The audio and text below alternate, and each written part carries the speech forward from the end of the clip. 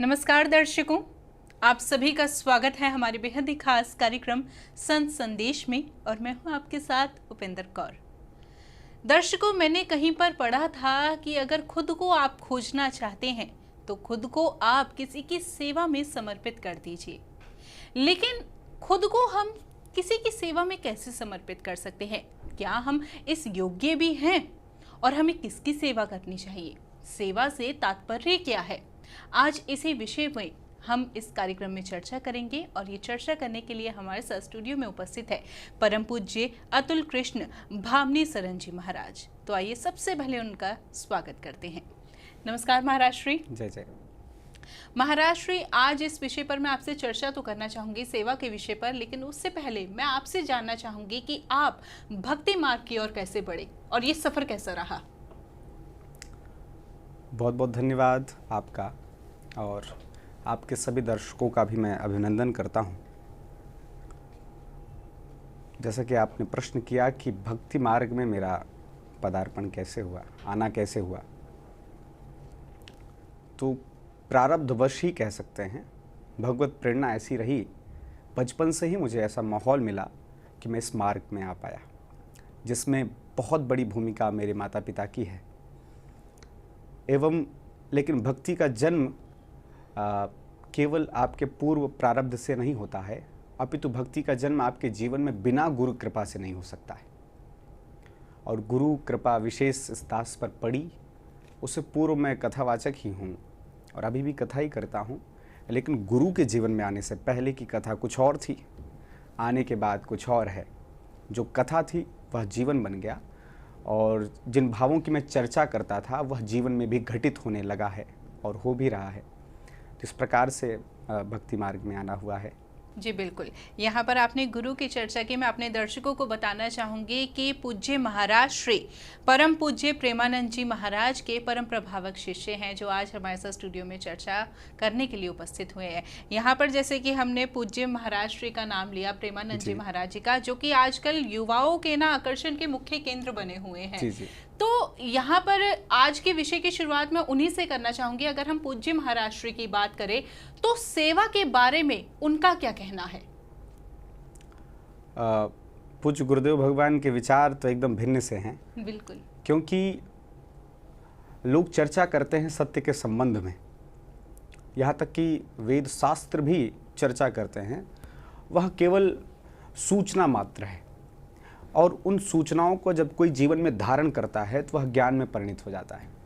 हमारे गुरुदेव भगवान वृंदावन में ही संकल्पित, कहीं जाते नहीं हैं, वृंदावन में ही रहते हैं। आप सभी लोग परिचित हैं। उनके विचार, उनकी जो बातें हैं वह लोगों के हृदय तक ही पहुंचती हैं। इसलिए पहुंचती हैं क्योंकि जो बातें हैं वह केवल और केवल किताबी ज्ञान नहीं है, वह केवल शास्त्रों की चर्चा नहीं है, अपितु अनुभवगम्य है। और जब आप अनुभवगम्य बातें करते हैं तो अगले के हृदय तक पहुंचती है।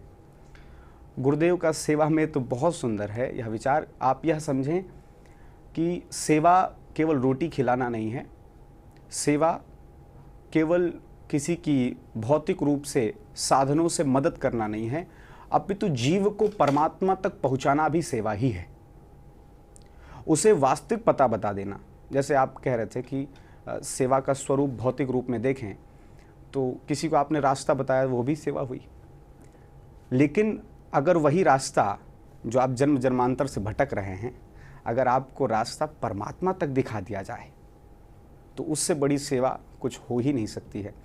और भौतिक स्वरूप में देखें तो गुरुदेव स्पष्ट शब्दों में कहते हैं कि हमारे पास एक रोटी है और उसे हम तोड़ करके चींटियों में खिला देंगे, हमारा भंडारा हो गया। लेकिन साधु सीमित मांगता है, बहुत नहीं मांगता, वह संग्रह नहीं करता है। अब हम लोगों को खिलाने के लिए दर दर अपनी स्थिति से गिर करके, क्योंकि उस समय आप न भजन कर पाएंगे न साधना कर पाएंगे, ऐसी स्थितियों का त्याग करके आप घर घर पैसे और मांग करके यदि आप सेवा कर रहे हैं तो कहीं ना कहीं पूरी सिद्धता को आप प्राप्त नहीं होंगे। सेवा का स्वरूप अलग है। सेवा समर्पण की वस्तु है और वह सेवा किसी भी रूप में की जा सकती है, केवल रोटी खिलाना सेवा नहीं है। तो गुरुदेव के विचार तो एकदम ही भिन्न हैं, जो कि आप लोग श्रवण भी करते रहते हैं। बिल्कुल, यहाँ पर आपने सेवा के स्वरूप की बात की, इस विषय पर जरूर मैं आपसे जानकारी प्राप्त करना चाहूंगी, लेकिन ये तो हमने जाना कि गुरुदेव के विचार कैसे हैं। अब जी। मैं आपके मुखारविंद से आपके विचार जानना चाहूंगी, क्योंकि अक्सर हमने सुना है सेवा ही परमो धर्म है। तो हम देखें तो सेवा से क्या आशय है, ये आपके मुखारविंद से आपके विचार जानना चाहूंगी। अब आपने तो सूत्र भी दे दिया कि सेवा ही परमो धर्म है। वास्तव में परम धर्म है सेवा। और यदि हम भगवान का प्रतिनिधित्व करके यहाँ पर आए हैं तो हमारा ये फ़र्ज़ बनता है कि हम अधिक से अधिक जीवों की सेवा करें, और ख़ास करके उनकी सेवा करें जो थैंकलेस हैं। मतलब जब आप सेवा करते हैं तो सबसे बड़ी बाधा आपके जीवन में यह आती है कि क्या पता आपके अंदर अभिमान का जन्म हो जाए कि हम इतनों को खिला रहे हैं, या इतनी गौ सेवा कर रहे हैं, या इतनी सेवा कर रहे हैं, इसके अभिमान से बचा जाए। सेवा तभी आपके स्वरूप में आएगी, अपने वृहद स्वरूप में आएगी, आपके जीवन में घटित होगी जब आप थैंकलेस हो जाएंगे उनके भी प्रति जिनकी सेवा कर रहे हैं। मतलब आपके अंदर ये भाव ना आए कि बदले में कुत्ते को हम रोटी खिला रहे हैं तो वो पूंछ हिलाए। आपके अंदर यह भावना ना आए कि गौ को खिला रहे हैं तो वो आ करके जीभ चाटे, जीभ से चाटे, या कोई भी अपने उन हाव भावों से व्यक्त करे कि हम सेवा कर रहे हैं, या लोग कीर्ति स्थापित करें। आज की स्थिति में सेवक दिखते हैं, सेवा नहीं दिखती है। मैंने एक फ़ोटो देखी और मुझे हंसी आई। एक कंबल लेकर 10 लोग खड़े थे और बढ़िया फेसबुक पर फ़ोटो भेजी जा रही थी। तो मैं बस यह कह रहा हूँ, सेवा आपकी दिखनी नहीं चाहिए, सेवक नहीं दिखना चाहिए, सेवा दिखनी चाहिए। सेवक अदृश्य हो जाए। मैं एक छोटी सी बात कहूँ, सबरी जी के जीवन में शायद उन पक्षों को लोग कम जानते हैं। सबरी जी जब सबसे पहले मतंग ऋषि के आश्रम में आई थी तो वो आश्रम की सारी सेवा करके चली जाती थी, लकड़ी रख के जाती थी, आश्रम को साफ करके जाती थी। मतंग जी परेशान रहते थे, ये सेवा करके कौन जाता है, सेवक नहीं दिखता, सेवा दिखती है। और केवल इसी गुण पर रीच करके मतंग ऋषि ने उन सूत्रों को सबरी जी को प्रदान किया जिससे राम जी ढूंढते हुए वन में चले आए। भगवान की दृष्टि में आप तभी आएंगे और सेवा वास्तविक स्वरूप में तभी आएगी जब सेवक का अभाव हो जाए, सेवा प्रधान हो जाए, तभी सेवा का वास्तविक स्वरूप निखर कर आ सकता है। बिल्कुल, यहाँ पर जैसे कि आपने एक हमारे साथ स्टोरी भी साझा की कि फेसबुक पर आपने एक जो है फोटो देखी है ना, ये अक्सर हम देखते हैं, सोशल मीडिया का ज़माना है, खुद को लोग दिखाने के लिए अक्सर हम यही देखते हैं कि अगर एक इंसान को भी अगर वो रोटी का दान दे रहे हैं तो उसकी सोशल मीडिया पे वायरल हो जाती है फोटो। जी। तो इस बारे में मैं आपसे जानना चाहूँगी, क्या ये सही है, क्या ये रूप सही है सेवा का? बिल्कुल सही नहीं है। यह आपकी सेवा का भी खंडन हो जाएगा और सेवा का भी पतन ही हो जाएगा एक तरीके से। क्योंकि मैं पूर्व के विषय में ये बात कह रहा था कि थैंकलेस सेवा होनी चाहिए। बिल्कुल, मुझे लगता है कि एक जीव ऐसा है जिसकी आप सेवा करते हैं तो आप सेवा के स्वरूप को जान पाएंगे, वह है बंदर। बंदर को जब आप चना खिलाते हैं तो बंदर आपके प्रति कृतज्ञ नहीं होता है, आपको काटने को भी दौड़ेगा, मारने को भी दौड़ेगा और वो सारे कृत्य कर सकता है। वहाँ पर आपको सेवा घटित होती दिखती है। जो बंदरों को चना खिलाता है वो सेवा के स्वरूप को जान सकता है। बदले में पानी की इच्छा सेवा में नहीं होती है। सेवा केवल करने की वस्तु है, आपने कर दिया और आप भूल गए। और आप होते कौन हैं सेवा करने वाले? बिल्कुल, आपके पास है क्या? सामर्थ्य नहीं है आपको एक रोम हिलाने की, सामर्थ्य नहीं है कि अपनी दिनचर्या को ठीक से व्यवस्थित करने की। आप खुद खा लीजिए।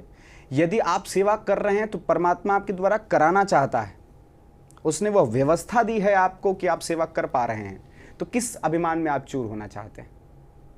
आपके पास क्या है? एक तरफ से आप ले रहे हैं, दूसरी तरफ से दीजिए, बीच में वह अभिमान आ रहा है कि हम कर रहे हैं। यही सेवा में परम बाधा है। आप लाखों लोगों को खिला रहे हैं, सैकड़ों गौ सेवा कर रहे हैं, लेकिन अगर आप इस अभिमान में चूर हैं कि यह मैं कर रहा हूँ, निःशुल्क ये कर रहा हूँ, तो आप कहीं ना कहीं सेवा के स्वरूप को जान नहीं पाए और आपके जीवन में सेवा घटित भी नहीं होगी। तो थैंकलेस सेवा होनी चाहिए। आपके अंदर यह कोई भावना ना हो कि बदले में हमें इसे पुण्य भी मिलेगा, पुण्य की भी अभिलाषा नहीं होनी चाहिए। तब सेवा का स्वरूप आप जान पाएंगे। सेवा का स्वरूप क्या है? सेवा का स्वरूप जैसा कि मैं अभी भी वही बात फिर से कंटिन्यू होगी। सेवा का स्वरूप यही है कि हम यह जाने कि हम करने वाले नहीं हैं, हम केवल एक यंत्र हैं। जी। जैसे हमने बटन चालू की, फैन चालू हो गया, फैन का अपना कुछ नहीं है, वह हवा देकर सेवा ही तो कर रहा है, लेकिन इसमें फैन का कोई लेना देना नहीं है, वह यंत्रवत चल रहा है, बटन दाब दिया गया है केवल, उसके अंदर सामर्थ्य है हवा देने की, तो वह दे रहा है।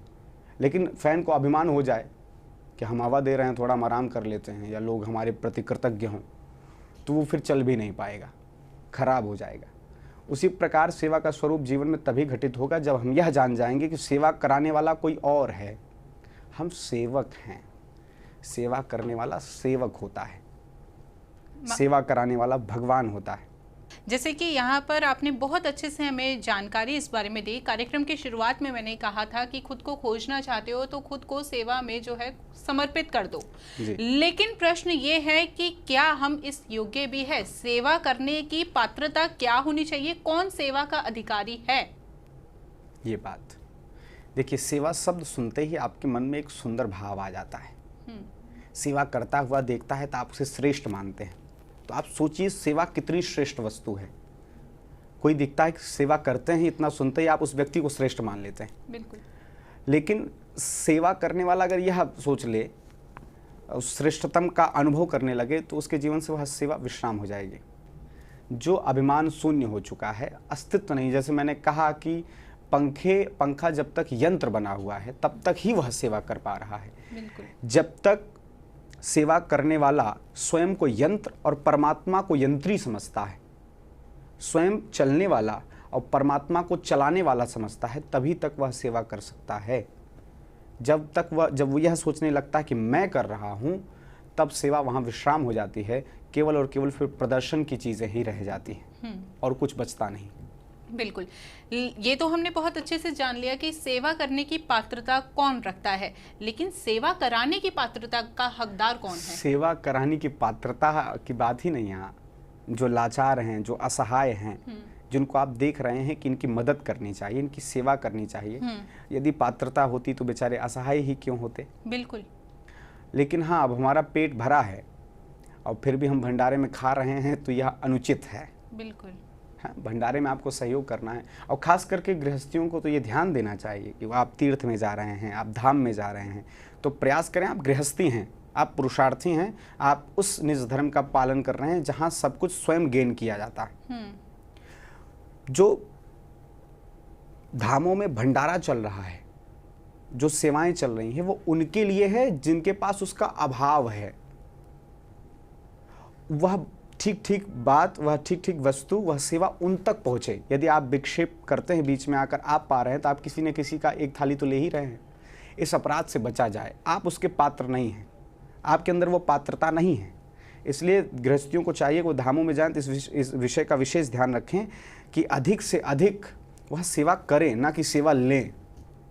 यहाँ तक कि मैं यह कहूँगा, प्रत्येक व्यक्ति को सेवा से बचना चाहिए कि वह कोई उसकी करे। उसे सेवा देने की ही प्रकृति अपने जीवन में स्थापित करनी चाहिए, न कि लेने की। यहाँ पर हम सेवा की बात कर रहे हैं, तो एक प्रश्न मेरे मन में ये भी आया है कि सेवा किस तरह से करनी चाहिए? क्या सही रूप है सेवा करने का? अब हमारे संत वृंद कहते हैं कि सेवा ऐसी है, सेवा और दान में बहुत ज़्यादा फर्क नहीं है। मतलब आप दाएं हाथ से सेवा कर रहे हैं तो बाएं हाथ को भी पता ना चले। बिल्कुल। सेवा का स्वरूप दाएं हाथ से कर रहे हैं तो बाएं हाथ को पता भी ना चले। लेकिन आज सेवा केवल प्रदर्शन और कीर्ति प्राप्ति का ही एक जरिया बन गया है। एक और मैं ध्यान आप लोगों का आकर्षित करना चाहूँगा। अभी मैं दिल्ली में ही हूँ और मैं नागलोई की तरफ से आ रहा था।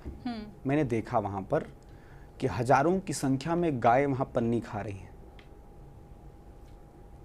और गौशालाओं के संकल्पों की कमी नहीं है, गौशालाओं का निर्माण धूमधाम से हो रहा है।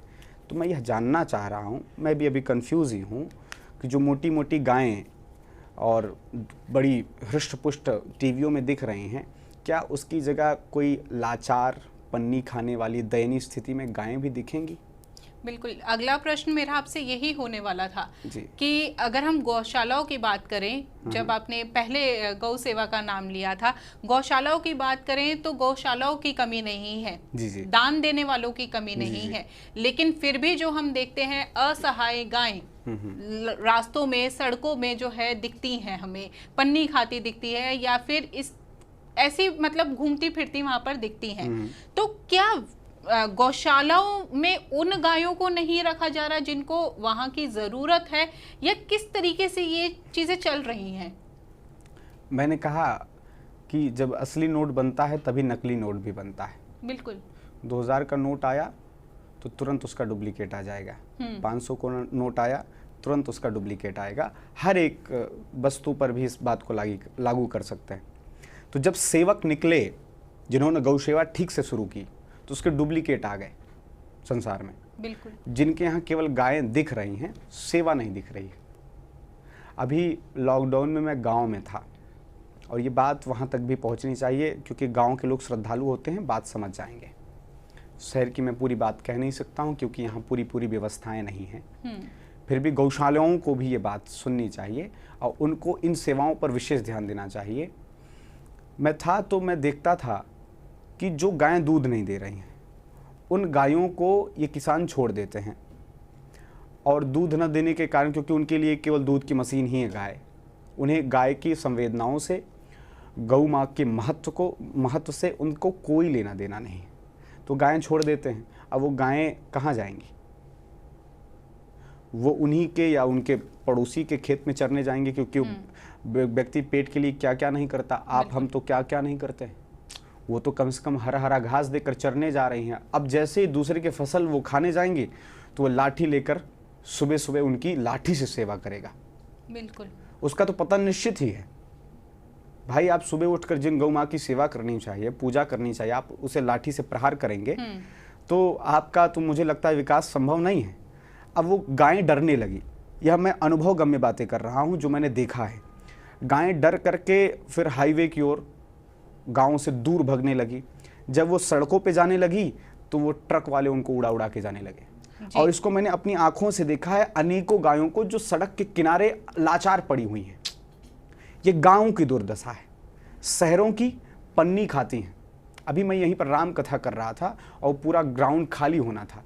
वहाँ पर जो गोबर था, जो गौ गोबर परम पवित्र है, जिसके लेपन से कोई भी हिंदू सनातनियों का मांगलिक कार्यक्रम शुरू नहीं हो सकता है, उस गोबर से ऐसी दुर्गंध आ रही थी कि कोई स्पर्श नहीं कर रहा था।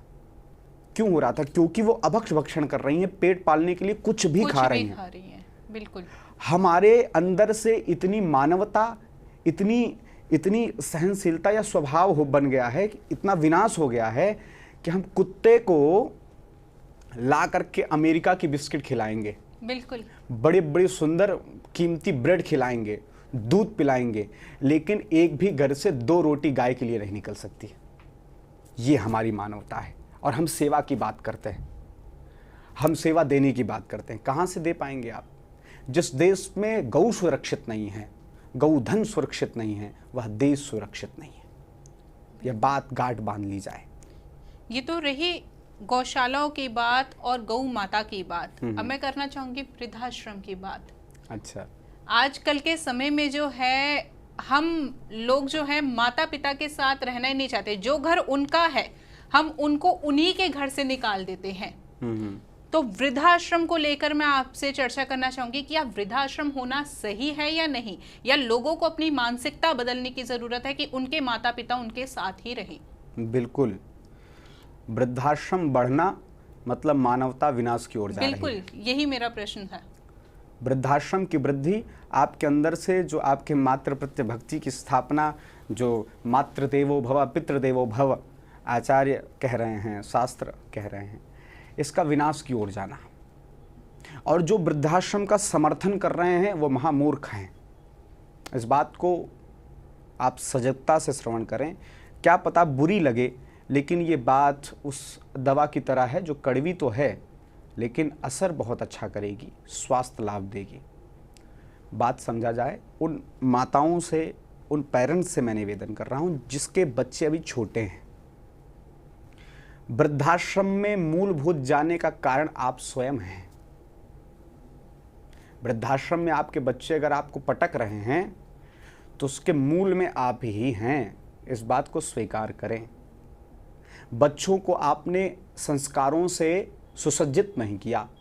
अपने प्रति क्या धर्म होना चाहिए, एक माता पुत्र के प्रति, पिता पुत्र के प्रति क्या क्या मर्यादाएं होनी चाहिए, क्या संस्कार होने चाहिए, ये आपने नहीं डाला। एक घटना, एक कहानी मैंने सुनी जी। कि एक पति पत्नी ही पार्टी में जा रहे थे, तो माँ केवल उनके घर में थी, पिताजी नहीं थे। तो पुत्र ने कहा, माँ बगल में मंदिर है, आप भंडारा खा लेना। माँ ने कहा ठीक है, और गाड़ी में बैठे और बच्चा भी था उनके साथ उन्हीं का। तो बच्चे ने कहा, पिताजी मैं भी घर बनवाऊंगा तो मंदिर के पास में ही बनवाऊंगा। पिता ने पूछा कि वाह, मेरा बच्चा धार्मिक बन रहा है, तो बेटा तुम मंदिर के पास में घर क्यों बनवाओगे? पुत्र ने कहा, जब मैं भी पार्टी में जाऊंगा तो आपको भी तो कहीं खाना होगा। तो यह अगर संस्कार हम बचपन से स्थापित कर रहे हैं तो आपको वृद्धाश्रम में जाने से कौन रोक सकता है भाई? बिल्कुल। तो अभी सजग हो जाइए, अपने बच्चों के प्रति अपना आदर सम्मान तो स्थापित करिए। पिता, माता, गुरु, समाज के प्रति क्या संस्कार होनी चाहिए, मर्यादाएं होनी चाहिए, क्या सनातन धर्म है यही सिखाता है। इन सभी संस्कारों से आपने ओतप्रोत नहीं किया, केवल यह सिखाते रह गए बचपन से, बच्चा पढ़ लो नहीं तो भीख मांगोगे। केवल अर्थपरक ज्ञान की बातें करते रह गए, अर्थपरक शिक्षाएं देते रहे विद्यालयों से, संस्कार नहीं डाले, मानवता नहीं डाली, तो आपके प्रति वह सहनशील होगा। यह आप अपेक्षा भी कैसे कर रहे हैं भाई? आप बबूल बोओगे तो आम खाने की अपेक्षा कैसे कर रहे हैं? बहुत बहुत सुंदर। आम खाने के लिए आम बोना पड़ेगा।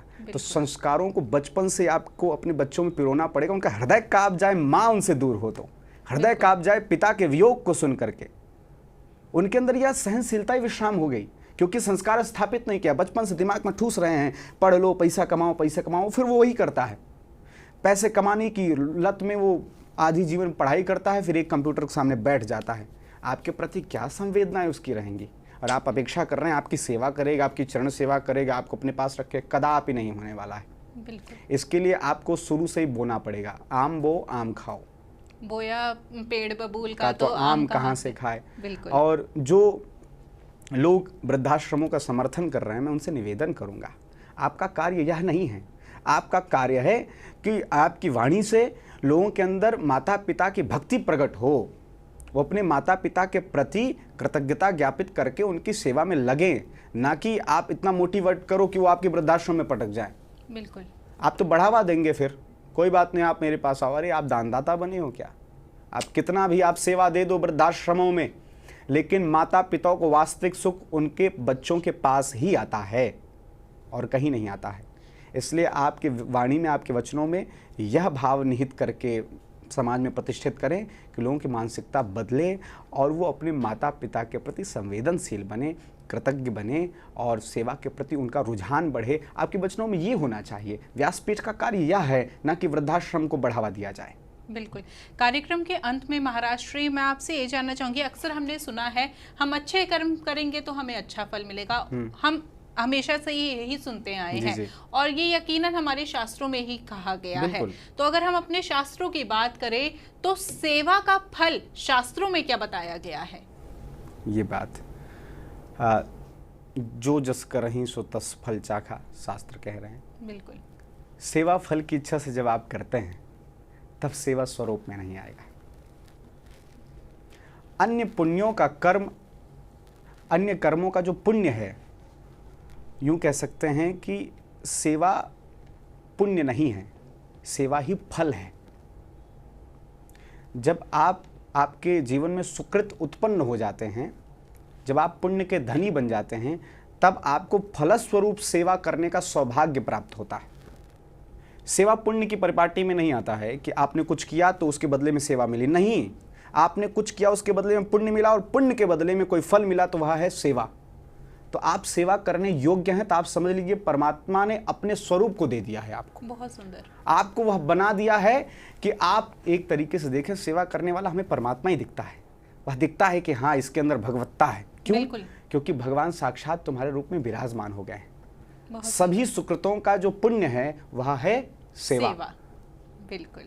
तो देखिए दर्शकों, आज इस कार्यक्रम के माध्यम से हमने चर्चा की सेवा को लेकर कि आखिर सेवा से तात्पर्य क्या है, और महाराज ने बहुत ही सुंदर रूप में इस बात का वर्णन किया। उम्मीद करते हैं ये जानकारी आप जानकर अपने जीवन में अपनाएंगे भी। इसी के साथ यदि आप महाराष्ट्र से कथा करवाना चाहते हैं या फिर महाराष्ट्र के प्रकल्पों से जुड़ना चाहते हैं तो ऐसे में आप दिए गए नंबर्स पे कांटेक्ट कर सकते हैं। फिलहाल इस कार्यक्रम में वक्त हो चला है विराम देने का। महाराष्ट्र आप जुड़े, इतनी सुंदर जानकारी दी, इतनी सुंदर चर्चा की हमारे साथ, हमारे दर्शकों के साथ, उसके लिए बहुत बहुत धन्यवाद। जय श्री राधे। जय श्री राधे। दर्शक,